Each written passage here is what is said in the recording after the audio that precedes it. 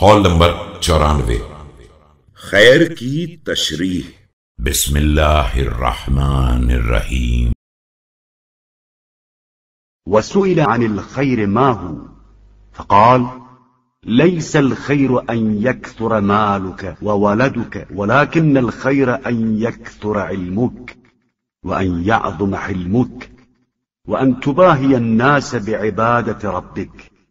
آپ علیہ السلام سے خیر کے بارے میں سوال کیا گیا تو فرمایا کہ خیر مال اور اولاد کی کثرت نہیں ہے، خیر علم کی کثرت اور حلم کی عظمت ہے، اور یہ ہے کہ لوگوں پر عبادت پروردگار سے ناز کرو۔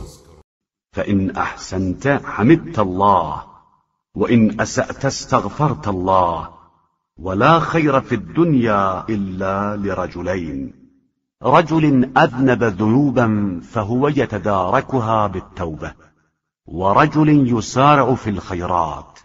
لہذا اگر نیک کام کرو تو اللہ کا شکر بجا لاؤ، اور برا کام کرو تو استغفار کرو، اور یاد رکھو کہ دنیا میں خیر صرف دو طرح کے لوگوں کے لیے ہے، وہ انسان جو گناہ کرے تو توبہ سے اس کی تلافی کر لے، اور وہ انسان جو نیکیوں میں آگے بڑھتا جائے۔